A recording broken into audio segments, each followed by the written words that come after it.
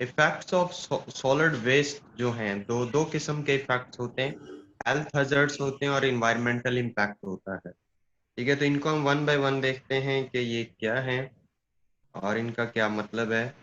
और पाकिस्तान में जो है सॉलिड वेस्ट के हवाले से जो ये हेल्थ हैजर्ड्स हैं वो कौन कौन से हैं। देखो, सबसे पहले if solid waste are not collected, वालेकुम अस्सलाम, एंड अलाउड टू accumulate, यानी उनको कलेक्ट नहीं किया जाता और फिर उनको इकट्ठा नहीं किया जाता, दे मे क्रिएट अनसैनिटरी कंडीशंस, तो उसकी वजह से आपकी जो सैनिटरी कंडीशंस हैं वो बिगड़ सकती हैं।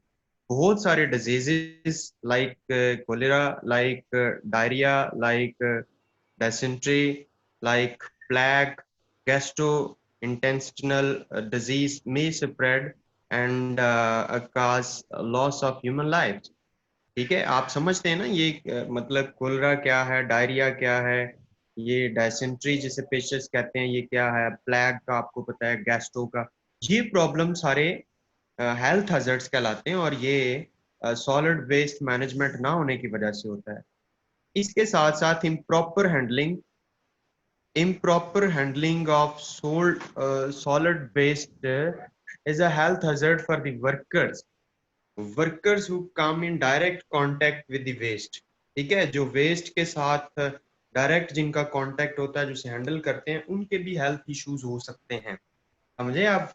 तो ये हमारे पास थे हेल्थ हैजर्ड्स। ठीक है, हेल्थ हैजर्ड्स के अलावा अगर हम इन्वायरमेंटल इम्पैक्ट की तरफ जाएं तो उसको भी डिस्कस करना लाजमी है।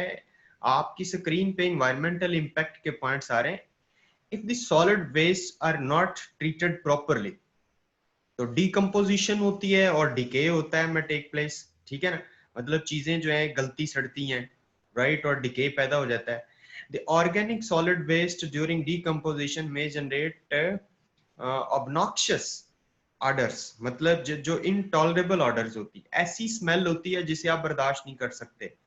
ठीक है ना, तो you know well about it. उसके अलावा ग्राउंड वाटर पोल्यूशन हो सकती है इस सॉलिड वेस्ट मैनेजमेंट ना होने की वजह से। आपकी जमीन पे पोल्यूशन हो सकती है, तो चलने वाले जो लोग हैं वहां पे, और हवा जब चलती है तो जारी बात है उनके सांस में भी वो पोल्यूशन जाती है। Air pollution and global warming हो सकती है। ये इन्वायरमेंटल इम्पैक्ट्स हैं जो मैं आपके सामने शेयर कर रहा था अभी। ठीक है ना, तो होप सो कि आप अंडरस्टैंड कर रहे होंगे, एंजॉय कर रहे होंगे। जहां कहीं आपको प्रॉब्लम आए आपने वहां पे अपना माइक ओपन करके मुझसे सवाल भी कर लेना है।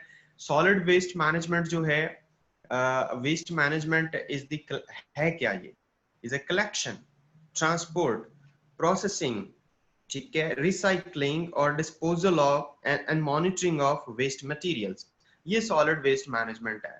The term usually relates to materials produced by human activity, वो मटेरियल जो किसी भी ह्यूमन एक्टिविटी की वजह से प्रोड्यूस होते हैं, and generally undertaken to reduce their effects on health and environment, इसे हम सॉलिड वेस्ट मैनेजमेंट कहते हैं। ठीक है, ऐसे इफेक्ट्स लेने चाहिए अपनी सतह पे, हर पर्सन को लेने चाहिए, और इन्वायरमेंट का तो ये मतलब सबसे पहला उनकी रिस्पॉन्सिबिलिटी बनती है।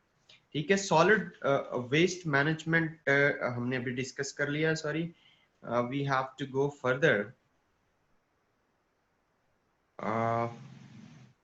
सॉलिड वेस्ट मैनेजमेंट का जो मैं आपको बता रहा था कि 4 आवर्स कॉन्सेप्ट है, अभी मैं जब क्लास शुरू करने से पहले बता रहा था बच्चों को कि 4 आवर्स कॉन्सेप्ट है। अब 4 आवर्स का क्या मतलब है? इन 4 आवर्स का मतलब आप ये देख सकते हैं, refuse, reuse, recycle and reduce. ठीक है, to be followed for the waste management. ये 4 प्रिंसिपल्स हम इस्तेमाल करके तो अपने इन्वायरमेंट को बचा सकते हैं, प्रोटेक्ट कर सकते हैं।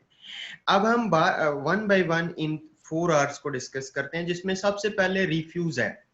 Instead of buying new containers from the market, use the ones that are in house. अगर आपके घर पे कंटेनर पड़े हुए हैं तो आप उनको इस्तेमाल करें, बजाय इसके कि आप नए कंटेनर परचेज करें। जारी बात है वो आपको वेस्ट करने पड़ेंगे। उसके अलावा refuse to buy new items, though you may think they are prettier than ones you already have। ठीक है, तो आप ये कोशिश करें कि आप नई चीजें जो हैं वो ना खरीदें अनटिल एंड अनलेस जब आप ये सोचते हैं कि जो आपके पास पड़ी हैं उनसे ज्यादा प्रेटियर जो चीजें हैं वो मिल रही हैं, राइट। तो कोशिश आपको यही करनी चाहिए कि जो चीजें ऑलरेडी आपके पास अवेलेबल हैं तो आप जो है ना उन्हीं को इस्तेमाल करें, नई चीजें। रीयूज का क्या कॉन्सेप्ट है आपके सामने स्क्रीन पे आ रहा है। Do not throw away the soft drink cans और bottles, cover them with a homemade paper or paint on them and use them as pencil stands or small vases। जैसे ये गुलदान पे के क्या किया उन्होंने, एक वो पेन गुलदान बनाया, वो एक वैस बनाया और पेपर से कवर करके डिब्बे जो हैं वहां उसके ऊपर लगा रहे हैं। तो वो इधर उधर गिर के ये चीजें जो है ना, ये पोल्यूशन भी